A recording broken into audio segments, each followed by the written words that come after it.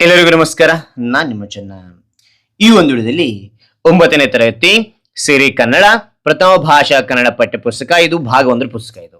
Okay, ಈ ಒಂದು ಭಾಗ 1 ಪುಸ್ತಕದಲ್ಲಿ ಏನ್ ನೋಡ್ತಾ ಇದೀವಿ ಅಂತ ನೋಡಿದ್ರೆ, ಪದ್ಯ ಭಾಗದಲ್ಲಿ 3ನೇ ಒಂದು ಪದ್ಯ ಆಗಿರ್ತಕ್ಕಂತಹ ಚಕ್ರಗ್ರಹಣ ಅಂತಕ್ಕಂಥದ್ದು. ಯಾವುದು?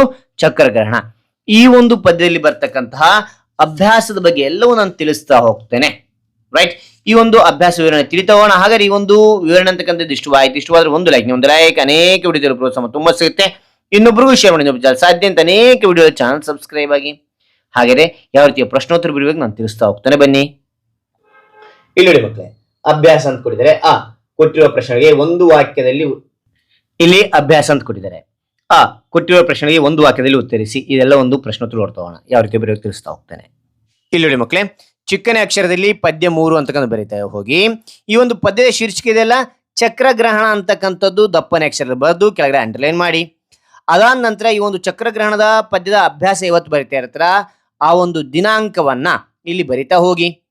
ಅದಾದ ನಂತರ ಕೃತಿಕಾರರ ಪರಿಚಯ ಅಥವಾ ಕವಿ ಪರಿಚಯ ಅಂತಕ್ಕಂಥ ಮೊದಲು ತಿಳಿಬೇಕಾಗುತ್ತೆ. ನೇರವಾಗಿ ನಾವು ಅಭ್ಯಾಸಕ್ಕೆ ಹೋಗಬಾರ್ದು. ಓಕೆನಾ? ಕೃತಿಕಾರರ ಪರಿಚಯ ಅಂತಕ್ಕಂಥ ಬರೆದು ಇಲ್ಲಿ ಕವಿ ಯಾರಾದ್ರಿನ ದೇವಿದಾಸ ಅಂತಕ್ಕಂಥವ್ರು ಕಾಣ್ತಾ ಇದಾರ, ಅವರೇನೆ. ಕಾಲ 1800 ಅಂತಕ್ಕಂಥದ್ದು. ಕೃತಿಗಳು ನೋಡಿದರೆ ದೇವಿ ಮಹಾತ್ಮೆ, ಚಿತ್ರಸೇನಾ ಕಾಳಗ, ಗಿರಿಜಾ ಕಲ್ಯಾಣ, ದ್ರೌಪದಿ ಕಲ್ಯಾಣ, ಅಭಿಮನ್ಯು ಕಾಳಗ ಅಂತಕ್ಕಂಥದ್ದು. ನಂತರ ಮುಂದೆ ನೋಡಿದರೆ ದೇವಿದಾಸರ ಭೀಷ್ಮ ಪರ್ವಕ್ಕೆ ಕುಮಾರವ್ಯಾಸ ಭಾರತವೇ ಪ್ರಮುಖ ಆಕಾರ ಅಂತಕ್ಕಂಥದ್ದು. ಪದ್ಯದ ಆಯ್ಕೆ ಅಂತಕ್ಕಂಥದ್ದು ಚಕ್ರಗ್ರಹಣ ಪದ್ಯವನ್ನು ದೇವಿದಾಸನ ಕೃಷ್ಣ ಸಂಧಾನ ಭೀಷ್ಮ ಪರ್ವ ಯಕ್ಷಗಾನ ಪ್ರಸಂಗ ಪಠ್ಯದಿಂದ ಆರಿಸಲಾಗಿದೆ ಅಂತಕ್ಕಂಥ ನೋಡ್ಬೋದು. ಅದಾದ ನಂತರ ನಾವು ಅಭ್ಯಾಸ ತಿಳಿತಾ ಹೋಗ್ಬೇಕಾಗತ್ತೆ ಮಕ್ಕಳೇ. ಅಭ್ಯಾಸದ ಬಗ್ಗೆ ತಿಳಿತಾ ಹೋಗೋಣವಾ? ಇಲ್ಲಿ ನೋಡಿ, ಮೊದಲನೇ ಪ್ರಶ್ನೆ ಇಲ್ಲಿ ಅಭ್ಯಾಸ ಅಂತಕ್ಕಂಥ ಬರೀರಿ. ಕೊಟ್ಟಿರುವ ಪ್ರಶ್ನೆಗೆ ಒಂದು ವಾಕ್ಯದಲ್ಲಿ ಉತ್ತರಿಸಿ ಅಂತಕ್ಕಂಥ ಬರೆದ ನಂತರ ಮೊದಲನೇ ಪ್ರಶ್ನೆ, ಪಾರ್ಥನು ಬಾಣದಿಂದ ಯಾರಿಗೆ ವಂದಿಸಿದನು ಅಂತ ಕೇಳಿದ್ರೆ ಉತ್ತರ. ಪ್ರಶ್ನೆ ಯಾವ ರೀತಿ ಅದೇ ರೀತಿಯ ಬರೀತಾ ಹೋಗಿ. ಪಾರ್ಥನು ಬಾಣದಿಂದ ಭೀಷ್ಮರಿಗೆ ವಂದಿಸಿದನು. ನೋಡಿ, ಭೀಷ್ಮರಿಗೆ ಅಂತ ನೆನ್ಪಿಟ್ರೆ ಸಾಕು ಮಕ್ಕಳೇ ನೀವು. ಓಕೆ, ಎರಡನೇ ಪ್ರಶ್ನೆ ಕೊಟ್ಟಿದ್ದಾರೆ ನೋಡಿದಾರೆ ಇಲ್ಲಿ. ಭೀಷ್ಮರು ಎದುರಾದಾಗ ಪಾರ್ಥನು ಏನೆಂದು ಕೇಳಿದನು ಅಂತ ಕೇಳಿದ್ರೆ ಓಕೆ, ಉತ್ತರ. ಭೀಷ್ಮರು ಎದುರಾದಾಗ ಪಾರ್ಥನು ತಂದೆ ಹೇಳಿದ ದಿವಸ ಅಂದ್ರೆ ತಂದೆ ಮರಣದ ದಿನದಿಂದಲೂ ಅಂತೇಳಿ, ಓಕೆನಾ, ದಿವಸದಿಂದ ನಮ್ಮನ್ನು ರಕ್ಷಿಸಿ ಇಂದು ಕೌರವರಿಗೆ ಸಹಾಯ ಮಾಡಲು ಬಂದಿದ್ದೀರಾ? ಇಬ್ಬರ ಮಕ್ಕಳ ಪಕ್ಷದಲ್ಲಿ ಭೇದವೇ ಎಂದು ಕೇಳಿದನು ಅಂತಕ್ಕಂಥದ್ದು. ಓಕೆ, ಅದಾದ ನಂತರ ಮೂರನೇ ಪ್ರಶ್ನೆ ಕೇಳಿದನು ನೋಡ್ತೋಣ ಇಲ್ಲಿ. ಪರಶುರಾಮರಿಂದ ಶರವನ್ನು ಪಡೆದವರು ಯಾರು ಪಡೆದಿದ್ರು ಅಂತ ಪರಶುರಾಮರಿಂದ ಅಂದ್ರೆ ಉತ್ತರ. ಇದೇ ರೀತಿ ಬರಿತ ಹೋಗಿ. ಪರಶುರಾಮರಿಂದ ಶರವನ್ನು ಪಡೆದವರು ಭೀಷ್ಮರು ಅಂತಕ್ಕಂಥದ್ದು. Okay, right. ಅಂತ ನಾಲ್ಕನೇ ಪ್ರಶ್ನೆ ಏನ್ ಕೊಡಿದರೆ, ಕೃಷ್ಣನು ಚಕ್ರವನ್ನು ಹಿಡಿದಾಗ ಏನಾಯ್ತು ಅಂದ್ರೆ ಉತ್ತರ. ಕೃಷ್ಣನು ಚಕ್ರವನ್ನು ಹಿಡಿದಾಗ ಭೂಮಿಯ 4 ದಿಕ್ಕುಗಳಲ್ಲೂ ತಲ್ಲಣ ಉಂಟಾಯಿತು ಅಂತಕ್ಕಂಥದ್ದು. ಓಕೆನಾ ಮಕ್ಕಳೇ? ಇಲ್ಲಿ ಮಕ್ಕಳೇ, ಇದು ನಾವು ತಿಳಿದುಕೊಂಡ್ವಿ. ಈಗೇನ್ ತಿಳಿತಾ ಇದೀವಿ? ಇಲ್ಲಿ ಮುಂದೆ ನೋಡಿದಾರೆ ಇಲ್ಲಿ ಅಂತಕ್ಕಂಥದ್ದು ಕೊಟ್ಟಿರುವ ಪ್ರಶ್ನೆಗೆ 3-4 ವಾಕ್ಯಗಳಲ್ಲಿ ಉತ್ತರಿಸಿ ಅಂತಕ್ಕಂಥದ್ದು ನೋಡ್ತೋಣ.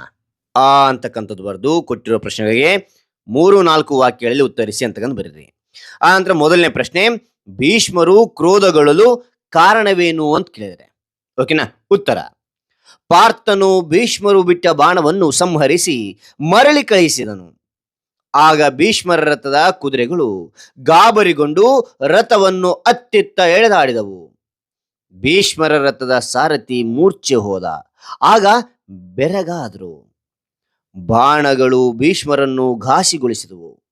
ಆಗ ಭೀಷ್ಮರು ಇದು ಶ್ರೀಕೃಷ್ಣನ ಚಮತ್ಕಾರ ಎಂದು ಅರಿತು ಆ ಕೃಷ್ಣನೇ ಗೆಲ್ಲುತ್ತೇನೆಂದು ಕ್ರೋಧಗೊಂಡರು ಅಂತಕ್ಕಂಥದ್ದು.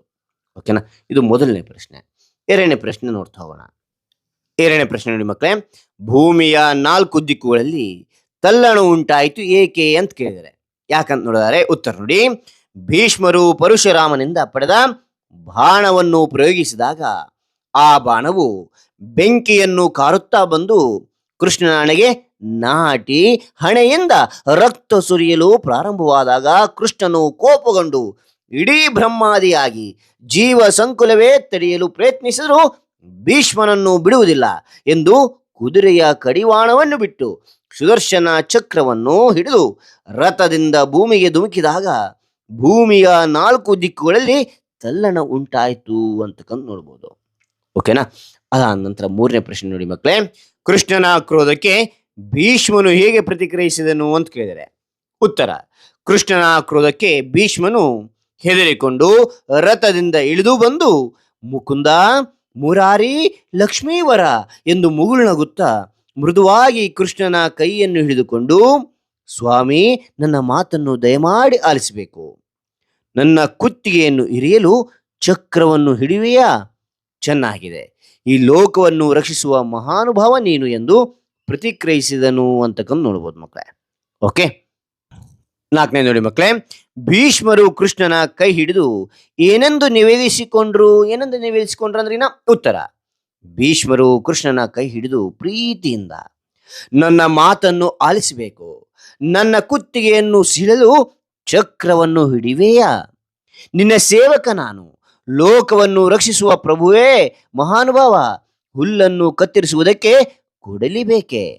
ನನ್ನ ಕೂದಲನ್ನು ಕತ್ತರಿಸಿದರೆ ಸಾಕು, ನಾನು ನಿನಗೆ ಶರಣಾಗುತ್ತೇನೆ.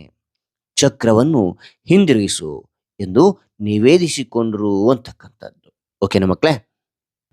ಇಲ್ಲಿ ಆ ಅಂತಕ್ಕಂಥದ್ದಾಯ್ತು ಮಕ್ಕಳೇ. ಈ ಕೊಡಿದರೆ ಸಂದರ್ಭ ಸಹಿತ ಸ್ವಾರಸ್ಯವನ್ನು ವಿವರಿಸಿ ಅಂತಿದೆ. ಇವು ಸಂದರ್ಭಗಳು ನೋಡ್ತೋಣ. ಓಕೆನಾ. ಈ ಸಂದರ್ಭ ಸಹಿತ ಸ್ವಾರಸ್ಯವನ್ನು ವಿವರಿಸಿ ಅಂತಿದೆ. ಹೌದಾ. ಮೊದಲನೇ ಪ್ರಶ್ನೆ ನೋಡಿ, ಉಭಯ ಪಕ್ಷದಲ್ಲಿ ನಿಮಗೆ ಭೇದವೇ ಅಂತಕ್ಕಂಥದ್ದು. ಉತ್ತರ ಅಂತಕ್ಕಂಥ ಬರೆದು ಇಲ್ಲಿ ಆಯ್ಕೆ ಬರೆದಿದ್ದು.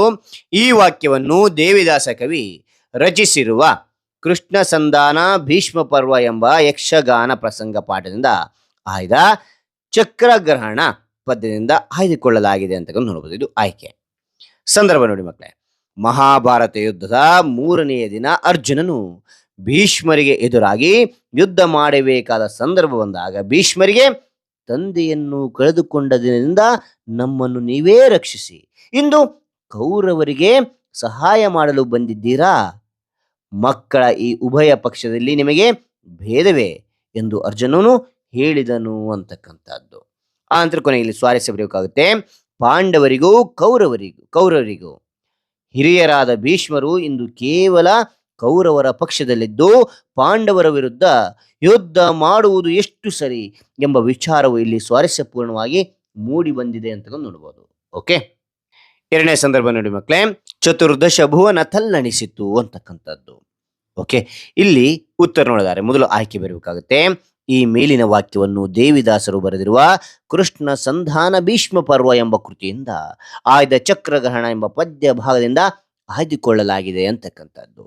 ಸಂದರ್ಭ ನೋಡೋದಾದ್ರೆ ಮಕ್ಕಳಲ್ಲಿ, ಭೀಷ್ಮನು ಬಿಟ್ಟ ಬಾಣದಿಂದ ಶ್ರೀಕೃಷ್ಣನ ಹಣೆ ಸೀಳಿ ರಕ್ತ ಸುರಿಯಲು ಪ್ರಾರಂಭವಾದಾಗ ಕೃಷ್ಣನು ಕ್ರೋಧಗೊಂಡು ಭೀಷ್ಮನನ್ನು ನಾಶಗೊಳಿಸಲು ಚಕ್ರವನ್ನು ಕೈಯೆತ್ತಿಕೊಂಡಾಗ ಸಂದರ್ಭದಲ್ಲಿ ಚತುರ್ದಶ ಭುವನ ತಲ್ಲಣಿಸಿತು ಎಂದಿದ್ದಾರೆ ಕವಿ. ಓಕೆನಾ. ಇಲ್ಲಿ ಸ್ವಾರಸ್ಯ ನೋಡಿದರೆ ಕೃಷ್ಣನ ಕೋಪವನ್ನು ಕಂಡು ಭಯದಿಂದ ಇಡೀ ಲೋಕ ತಲ್ಲಣಿಸಿತು ಎಂಬುದೇ ಇದರ ಸ್ವಾರಸ್ಯವಾಗಿದೆ ಅಂತಕ್ಕಂಥದ್ದು ಇಲ್ಲಿ ನೋಡಬಹುದು ಮಕ್ಕಳೇ. ಅದಾನಂತರ 3ನೇ ಸಂದರ್ಭ ನೋಡಿ ಮಕ್ಕಳೇ, ಲೋಕವನ್ನು ರಕ್ಷಿಪ ದೇವ ಮಹಾನುಭಾವ ಅಂತಕ್ಕಂಥ ಈ ಮಾತನ್ನು ಯಾವಾಗ ಹೇಳಿದ್ರು ನೋಡಿದಾರೆ ಇಲ್ಲಿ ಉತ್ತರ ಆಯ್ಕೆ ಬರೀರಿ. ಮೊದಲು ಈ ಮೇಲಿನ ವಾಕ್ಯವನ್ನು ದೇವಿದಾಸರು ಬರೆದಿರುವ ಕೃಷ್ಣ ಸಂಧಾನ ಭೀಷ್ಮ ಪರ್ವ ಎಂಬ ಕೃತಿಯಿಂದ ಆಯ್ದ ಚಕ್ರಗ್ರಹಣ ಎಂಬ ಪದ್ಯ ಭಾಗದಿಂದ ಆಯ್ದುಕೊಳ್ಳಲಾಗಿದೆ ಅಂತಕ್ಕಂಥ ಬರೆದ ನಂತರ ಸಂದರ್ಭ ನೋಡಿ, ಭೀಷ್ಮರು ಪ್ರಯೋಗಿಸಿದ ಬಾಣವು ಕೃಷ್ಣನ ಹಣೆಗೆ ನಾಟಿದಾಗ ಕೃಷ್ಣನು ಕೋಪಗೊಳ್ಳುವನು. ಆಗ ಕೃಷ್ಣನ ಕೋಪವನ್ನು ಕಡಿಮೆಗೊಳಿಸಲು ಭೀಷ್ಮಾಚಾರ್ಯ ರಥದಿಂದ ಇಳಿದು ಬಂದು ಕೃಷ್ಣನಿಗೆ ನಮಸ್ಕರಿಸಿ ಕೈ ಹಿಡಿದುಕೊಂಡು ಪ್ರೀತಿಯಿಂದ ಲೋಕವನ್ನು ರಕ್ಷಿಸುವ ದೇವ ಮಹಾನುಭಾವ, ನನ್ನ ಮಾತನ್ನು ಆಲಿಸಬೇಕು ಎಂದು ಹೇಳುವಾಗ ಈ ಮೇಲಿನ ಮಾತು ಮೂಡಿ ಬಂದಿದೆ ಅಂತಕ್ಕಂಥ ನೋಡಬಹುದು. ಸ್ವಾರಸ್ಯ ನೋಡಿ ಮಕ್ಕಳೇ, ಇಡೀ ಜಗತ್ತನ್ನು ರಕ್ಷಿಸುವ ಹೊಣೆ ದೇವ ಮಹಾದೇವನಾದ ಕೃಷ್ಣನ ಮೇಲಿದೆ ಎಂಬುದು ಇಲ್ಲಿ ಸ್ವಾರಸ್ಯವಾಗಿದೆ ಅಂತ ನೋಡ್ಬೋದು. ಓಕೆ, ಮುಂದೆ ನೋಡ್ತೋಣ. 4ನೇ ನೋಡಿ, ತೃಣವ ಮುರಿಯುವುದಕ್ಕೆ ಕೊಡಲಿಯೂ ಬೇಕೆ. ಈ ಒಂದು ಸಂದರ್ಭ ಯಾವಾಗ ನೋಡಿದ ಇಲ್ಲಿ ಉತ್ತರ ಅಂತಕ್ಕಂಥ ಬರ್ರಿ ಆಯ್ಕೆ ಅಂತಕ್ಕಂಥದ್ದು ಈ ಮೇಲಿನ ವಾಕ್ಯವನ್ನು ದೇವಿದಾಸರು ಬರೆದಿರುವ ಕೃಷ್ಣ ಸಂಧಾನ ಭೀಷ್ಮ ಪರ್ವ ಎಂಬ ಕೃತಿಯಿಂದ ಆಯ್ದ ಚಕ್ರಗ್ರಹಣ ಎಂಬ ಪದ್ಯ ಭಾಗದಿಂದ ಆಯ್ದುಕೊಳ್ಳಲಾಗಿದೆ ಅಂತಕ್ಕಂಥ ಬರೆದ ನಂತರ ಸಂದರ್ಭ ನೋಡಿ ಮಕ್ಕಳೇ, ಭೀಷ್ಮರು ಶ್ರೀಕೃಷ್ಣನ ಮೇಲೆ ಬಾಣ ಪ್ರಯೋಗಿಸಿದಾಗ ಕೃಷ್ಣನು ಕೋಪಗೊಳ್ಳುವನು. ಭೀಷ್ಮರು ಕೃಷ್ಣನ ಕೋಪವನ್ನು ತಣ್ಣಗಾಗಿಸಲು ಕೃಷ್ಣನ ಕೈ ಹಿಡಿದು ನನ್ನ ಕುತ್ತಿಗೆಯನ್ನು ಸೀಳಲು ಚಕ್ರವನ್ನು ಹಿಡಿಯುವೆಯಾ? ದೇವಲೋಕವನ್ನು ರಕ್ಷಿಸುವ ನಿನಗೆ ಹುಲ್ಲನ್ನು ಕತ್ತರಿಸಲು ಕೊಡಲಿ ಬೇಕೇ ಎಂದು ಹೇಳುವ ಸಂದರ್ಭದಲ್ಲಿ ಈ ಮೇಲಿನ ವಾಕ್ಯವು ಮೂಡಿ ಬಂದಿದೆ ಅಂತಕೊಂಡು ನೋಡ್ಬೋದು. ಸ್ವಾರಸ್ಯ ಅಂತಕ್ಕಂಥ ನೋಡಿ ಮಕ್ಕಳೇ, ಕೃಷ್ಣನ ಮುಂದೆ ತಾನು ಅತ್ಯಲ್ಪನೆಂದು ಮತ್ತು ಕೃಷ್ಣನಿಂದ ಮೋಕ್ಷ ಹೊಂದುವುದರಲ್ಲಿ ಶ್ರೇಷ್ಠತೆ ಇದೆ ಎಂದು ಭೀಷ್ಮರು ಹೇಳುವುದು ಸ್ವಾರಸ್ಯಪೂರ್ಣವಾಗಿ ಮೂಡಿ ಬಂದಿದೆ ಅಂತಕ್ಕಂಥ ನೋಡ್ಬೋದು. ಓಕೆನಾ, ರೈಟ್, ಮುಂದೆ ನೋಡ್ತೋಣ. ಇಲ್ಲಿ ನೋಡಿ ಮಕ್ಕಳೇ, ಸಂದರ್ಭ ಆದ ನಂತರ ಇಲ್ಲಿ ಈ ಅಂತಿದೆ, ಕೊಟ್ಟಿರುವ ಕೆಳಗಿನ ಪ್ರಶ್ನೆಗಳಿಗೆ 8-10 ವಾಕ್ಯಗಳಲ್ಲಿ ಉತ್ತರಿಸಿರಿ ಅಂತ ಐತೆ. ಇದು ನೋಡ್ತೋಣ 2 ಪ್ರಶ್ನೆಗಳನ್ನ. ಓಕೆನಾ, ಈ ಅಂತಕ್ಕಂಥದ್ದು ಬರ್ದು ಕೊಟ್ಟಿರುವ ಕೆಳಗಿನ ಪ್ರಶ್ನೆಗಳಿಗೆ 8-10 ವಾಕ್ಯಗಳಲ್ಲಿ ಉತ್ತರಿಸಿ ಅಂತ ಬರೀತಾ ಹೋಗಿ. ಆ ನಂತರ ಮೊದಲನೇ ಪ್ರಶ್ನೆ, ಕುಪಿತನಾದ ಕೃಷ್ಣನನ್ನು ಭೀಷ್ಮರು ಸಂತೈಸಿದ ಬಗೆಯನ್ನು ವಿವರಿಸಿ ಅಂತ ಕೇಳಿದರೆ. ಓಕೆ, ಉತ್ತರ, ಯುದ್ಧದಲ್ಲಿ ಭೀಷ್ಮನು ಕೃಷ್ಣನ ಮೇಲೆ ಬಾಣವನ್ನು ಪ್ರಯೋಗಿಸಿದಾಗ ಆ ಬಾಣವು ಬೆಂಕಿಯನ್ನು ಕಾರುತ್ತಾ ಬಂದು ಕೃಷ್ಣನ ಹಣೆಯನ್ನು ತಾಕಿ ರಕ್ತ ಸುರಿಯಲು ಪ್ರಾರಂಭವಾಗುತ್ತದೆ.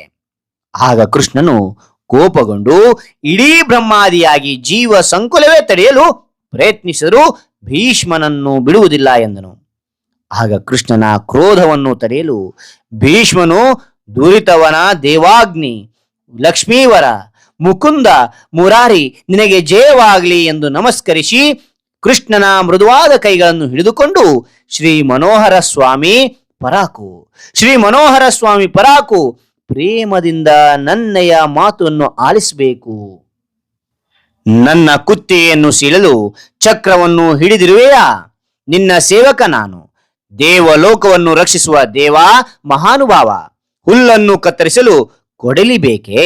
ನಿನ್ನ ಚಕ್ರವು ನನ್ನ ಕೂದಲನ್ನು ಕತ್ತರಿಸಿದರೆ ಸಾಕು, ನಾನು ನಿನಗೆ ಶರಣಾಗುತ್ತೇನೆ ಎಂದು ಕುಪಿತನಾದ ಕೃಷ್ಣನನ್ನು ಭೀಷ್ಮರು ಸಂತೈಸಿದರು ಅಂತಕ್ಕಂಥದ್ದು ನೋಡ್ಬೋದು. ಓಕೆನಾ ಮಕ್ಕಳೇ, ಮುಂದೆ ನೋಡ್ತಾ ಹೋಗೋಣ. ಇಲ್ಲಿ ನೋಡಿ ಮಕ್ಕಳೇ, 2ನೇದು, ಪಾರ್ಥ ಭೀಷ್ಮರ ನಡುವೆ ನಡೆದ ಶರ ಸಂವಾದವನ್ನು ನಿಮ್ಮ ಮಾತುಗಳಲ್ಲಿ ಬರೆಯಿರಿ ಅಂತಿದೆ. ಚೆನ್ನಾಗಿ ಅರ್ಥ ಮಾಡಿಕೊಳ್ಳಿ ಮಕ್ಕಳು, ನಾನು ಹೇಳ್ತಾ ಇರೋಕೆ ಚೆನ್ನಾಗಿ ಅರ್ಥ ಮಾಡಿಕೊಳ್ಳಿ. ಓಕೆನಾ, ಉತ್ತರ ನೋಡಿ, ಈ ದಿನ ನಮ್ಮ ಹಿರಿಯರೊಡನೆ ಯುದ್ಧ ಮಾಡುವ ಸಂದರ್ಭ ಬಂದಿದೆ. ಹಾಗಾಗಿ ಮೊದಲು ಅವರಿಗೆ ಬಾಣಗಳಿಂದ ವಂದಿಸುವೆ. ನನ್ನ ಪರಾಕ್ರಮವನ್ನು ಪರೀಕ್ಷಿಸು ಎನ್ನುತ್ತಾ ಅರ್ಜುನನು ತನ್ನ ಗಾಂಡೀವಕ್ಕೆ ಬಾಣವನ್ನು ಹೂಡಿ ಹಿರಿಯರಿಗೆ ವಂದನೆಗಳು ಎಂದು ಭೀಷ್ಮನೆಡೆಗೆ ಬಿಟ್ಟಾಗ ಆ ಬಾಣಗಳೆರಡು ಬಂದು ಭೀಷ್ಮರ ಪಾದಗಳ ಬಳಿಯಲ್ಲಿ ವಂದನೆಗೈಯುವಂತೆ ಬೀಳುತ್ತದೆ. ಓಕೆನಾ, ಅದಾದ ನಂತರ ನೋಡಿ ಮಕ್ಕಳೇ, ಇನ್ನೊಂದು ಪ್ಯಾರ. ಅದನ್ನು ನೋಡಿ ಭೀಷ್ಮರು ಸಂತೋಷಗೊಂಡು ತಾವೂ ಕೂಡ ಅರ್ಜುನನ ಬಾಣಗಳಿಗೆ ಪ್ರತಿಯಾಗಿ ಬಾಣವನ್ನು ಹೂಡಿದರು. ಹೀಗೆ ಭೀಷ್ಮರು ಬಿಟ್ಟ ಬಾಣಗಳನ್ನು ಅರ್ಜುನನು ತುಂಡರಿಸಿದನು. ನಂತರ ನಗುತ್ತಾ ಭೀಷ್ಮರನ್ನು ಕುರಿತು ಹೀಗೆ ಹೇಳಿದನು, ನಮ್ಮ ತಂದೆಯನ್ನು ಕಳೆದುಕೊಂಡ ದಿನದಿಂದ ನಮ್ಮನ್ನು ನೀವೇ ರಕ್ಷಿಸಿ ಇಂದು ಕೌರವರಿಗೆ ಸಹಾಯ ಮಾಡಲು ಬಂದಿದ್ದೀರಾ? ಚಿಕ್ಕ ಮಕ್ಕಳೊಂದಿಗೆ ಹೀಗೆ ಹೋರಾಡುವುದು ವಿವೇಕವೇ? ಈ 2 ಪಕ್ಷಗಳಲ್ಲಿರುವವರು ನಿಮ್ಮ ಮಕ್ಕಳೇ ಆಗಿರುವಾಗ ನಮ್ಮಲ್ಲಿ ನಿಮಗೆ ಭೇದವೇ ಎಂದನು. ಅದಾದ ನಂತರ ನೋಡಿ ಮಕ್ಕಳೇ, ಆಗ ಭೀಷ್ಮರು ಅರ್ಜುನನಿಗೆ, ಸಣ್ಣ ಮಕ್ಕಳಂತೆ ಮಾತನಾಡಬೇಡ. ನಿಮ್ಮ 5 ಜನರ ಕುರಿತು ನನ್ನ ಗಮನ ಹಿರಿದೋ ದಯವೋ ದುಗುಡವೋ ಎಂಬುದನ್ನು ಶ್ರೀಕೃಷ್ಣ ಬಲ್ಲನು. ಈಗ ಏತಕ್ಕೆ ಆ ಮಾತು? ಶಿವ ಕೊಟ್ಟ ಬಾಣವನ್ನು ನನ್ನ ಮೇಲೆ ಪ್ರಯೋಗಿಸು ಎಂದು ಹೇಳಿ ಆಕಾಶವನ್ನೆಲ್ಲ ಆವರಿಸಿಕೊಳ್ಳುವಂತೆ ತಾನು ಬಾಣಗಳ ಸುರಿಮಳೆಗೈದನು ಅಂತಕ್ಕಂಥದ್ದು. ಓಕೆನಾ ಮಕ್ಕಳೇ, ರೈಟ್, ಮುಂದೆ ನೋಡ್ತೋಣ. ಇಲ್ಲಿ ಈ ಅಂತಕ್ಕಂಥದ್ದಾಯ್ತು. ಇಲ್ಲಿ ಕೊಟ್ಟಿರುವ ಪದ್ಯ ಭಾಗಕ್ಕೆ ಪ್ರಾಸ್ತಾರ ಹಾಕಿ ಗಣ ವಿಭಾಗ ಮಾಡಿ ಛಂದಸ್ಸಿನ ಹೆಸರು ಬರೆಯಿರಿ ಅಂತಿದೆ. ಇದು ನೋಡ್ತೋಣವಾ? ಇಲ್ಲಿ ನೋಡಿ ಮಕ್ಕಳೇ, ಅಂತಕ್ಕಂಥ ಬರೆದು ಕೊಟ್ಟಿರುವ ಪದ್ಯ ಭಾಗಕ್ಕೆ ಪ್ರಾಸ್ತಾರ ಹಾಕಿ ಗಣ ವಿಭಾಗ ಮಾಡಿ ಛಂದಸ್ಸಿನ ಹೆಸರು ಬರೆಯಿರಿ ಅಂತಿದೆ. ಓಕೆನಾ, ಮೊದಲು ಪ್ರಾಸ್ತಾರ ಹಾಕಬೇಕು, ಗುರು ಲಘು ಗುರುಸ್ತಾ ಹೋಗ್ಬೇಕು. ಯಾವ ರೀತಿಯಾಗಿ ಗುರುಸ್ಬೇಕು ಆಲ್ರೆಡಿ ನಾನು ಇಂದಿನ ವಿಡಿಯೋದಲ್ಲಿ ನಾನು ತಿಳಿಸ್ತಾ ಹೋಗಿದ್ದೀನಿ. ಇಲ್ಲಿ ಫಸ್ಟ್ ಇಲ್ಲಿ ಗುರು ಲಘು ಹಾಕಿಕೊಡ್ರಿ. ಹಾಕೊಂಡ ನಂತರ ಏನಾಗುತ್ತೆ ಅಂದ್ರೆ ಇಲ್ಲಿ ಏನಾಗಿರುತ್ತೆ ಅಂತಂದ್ರೆ ಇಲ್ಲಿ ಟೋಟಲ್ ಆಗಿ ಎಷ್ಟು ಬರ್ತದೆ ಇಲ್ಲಿ ನೋಡಿದ್ರೆ ಇಲ್ಲಿ ಒಂದು ಲಘು ಇದ್ರಿನ ಒಂದು ಅಂತ ಪರಿಗಣಿಸ್ರಿ, ಗುರು ಇದ್ರೆ ಎರಡು ಅಂತ ಪರಿಗಣಿಸ್ರಿ. ಇಲ್ಲಿ ಟೋಟಲ್ ಮಾಡ್ತಾ ಹೋದಂಗಿಲ್ಲ. 1 2 3 4 5 6 7 8 9 10 11 12 13 14 15 16 17 18 19 20 ಟೋಟಲ್ 20 ಇರ್ತದೆ. ಇಲ್ಲಿ 20 ಇರ್ತದೆ. ಇಲ್ಲಿ ಏನಾಗಿರುತ್ತೆ ಅಂತಂದ್ರೆ ಇಲ್ಲಿ ನೋಡಿ 5 5 ಇರ್ತದೆ. ಇಲ್ಲಿ ಎಣಿಸ್ತಾ ಹೋಗಿ ಎಷ್ಟಿದೆ ಅಂತ. ಇಲ್ಲಿ ಟೋಟಲ್ ಎಷ್ಟಿರ್ತದಪ್ಪ ಅಂತಂದ್ರೆ ಇಲ್ಲಿ ಟೋಟಲ್ 30 30 32 ಇರ್ತವೆ. ಓಕೆ, ಇಲ್ಲಿ ನೋಡಿ ಮಕ್ಕಳೇ ಏನಾಗಿರುತ್ತೆ ಅಂದ್ರೆ ಇಲ್ಲಿ 20 ಬಂತು ಟೋಟಲ್ ಆಗಿ 20 20 32 ಬಂತಂದ್ರೆ ಅದು ವಾರ್ಧಕ ಷಟ್ಪದಿ ಆಗಿರ್ತದೆ. ಅವಾಗ ನಾವು ವಿಂಗಡಣೆ ಮಾಡಬೇಕು. ವಾರ್ಧಕ ಷಟ್ಪದಿ ಅಂದ್ರೆ 5 5 ಫಸ್ಟ್ ಲೈನ್ ಏನ್ ಬರ್ತಾ 5 5 5 5 ಇದು ನಾವು ಗಣ ವಿಂಗಡಣೆ ಆಗ್ತಾ ಹೋಗ್ಬೇಕಾಗುತ್ತೆ 5 5ಕ್ಕೆ. ಓಕೆನಾ, 5 ಅನ್ನೋದು ಎಷ್ಟು ಬರ್ತದೆ ಅಂದ್ರೆ 1 2 3 4 ಬರ್ತದೆ. ಸೇಮ್ ಕೆಳಗಡೆ ಅದೇನೇ ಬರ್ತದೆ. ಇಲ್ಲಿ 5 ಇರುತ್ತೆ, ಇಲ್ಲಿ 5 ಇರುತ್ತೆ, ಇಲ್ಲಿ 5 ಇರುತ್ತೆ, ಇಲ್ಲಿ 5 ಇರ್ತದೆ. ಗಣ ವಿಂಗಡಣೆ ಮಾಡ್ತಾ ಹೋಗಿ 5 5ಕ್ಕೆ. ಇಲ್ಲಿ ಕೂಡ 4 ಇರುತ್ತೆ, 1 2 3 4 ಇರ್ತದೆ. ಓಕೆ, ಇಲ್ಲಿ ನೋಡ್ತಾ ಹೋಗಿ ಮಕ್ಕಳೇ, ಇಲ್ಲಿ ಏನೈತೆ 5 5 ಗಣ ವಿಂಗಡಣೆ ಮಾಡ್ತಾ ಹೋಗಿ ಆ ನಂತರ ಗಣ ವಿಂಗಡಣೆ 5 ಆದ ನಂತರ ಕೊನೆಗೆ ಇದು ಲಘು ಇದ್ರೂ ಕೂಡ ಗುರು ಅಂತೇಳಿ ಪರಿಗಣಿಸಬೇಕಾಗಿರುತ್ತೆ. ಓಕೆನಾ, ಇಲ್ಲಿ 5 5 5 ಬಂದಾಗ ಇಲ್ಲಿ ಏನಾಗಿರುತ್ತೆ ಅಂದ್ರೆ ಇದು ಛಂದಸ್ಸು, ಯಾವ ಛಂದಸ್ಸು? ವಾರ್ಧಕ ಷಟ್ಪದಿ ಆಗಿರ್ತದೆ. ಓಕೆ, ಮುಂದೆ ನೋಡ್ತಾ ಹೋಗೋಣ.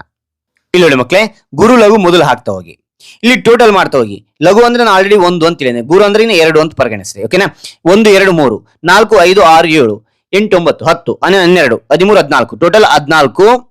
ಅದಾಂದ್ರೆ ಈ ಸಾಲಿನ 14 ಇರ್ತದೆ. ಇಲ್ಲಿ ಕೊನೆಯ ಸಾಲಿನಾಗ ಎಷ್ಟು ಇರ್ತದಪ್ಪ ಅಂದ್ರೆ ಟೋಟಲ್ 23 ಇರ್ತದೆ. ಓಕೆನಾ, ನಮಗೆ ಇಂಡೈರೆಕ್ಟ್ ಆಗಿ ಏನಂದ್ರೆ ಇಲ್ಲಿ 14 ಬಂದ್ರೆ ಅದು ಯಾವ ಷಟ್ಪದಿ ಆಗಿದೆ? ಭಾಮಿನಿ ಷಟ್ಪದಿ ಆಗಿರ್ತದೆ. ಭಾಮಿನಿ ಷಟ್ಪದಿ ಹೆಂಗಿರ್ತದಪ್ಪ ಅಂದ್ರೆ 3 4 3 4 ಇರ್ತದೆ. ಇಲ್ಲಿ 3 ಇರ್ತವೆ, ಇಲ್ಲಿ 4 ಇರ್ತವೆ, 3 ಇರ್ತದೆ, 4 ಇರ್ತದೆ. ಇದು ಕೂಡ ಸೇಮ್ ಅದೇ 3 4 3 4 ಅಂತಕ್ಕಂಥದ್ದು. ಓಕೆ, ಗಣ ವಿಂಗಡಣೆ ಮಾಡ್ತಾ ಹೋಗ್ಬೇಕಾದ್ರೆ 3ಕ್ಕೆ ಲೈನು 4ಕ್ಕೆ ಲೈನ್, 3ಕ್ಕೆ ಲೈನ್ 4ಕ್ಕೆ ಲೈನ್ ಗಣ ವಿಂಗಡಣೆ ಮಾಡ್ತಾ ಹೋಗಿ.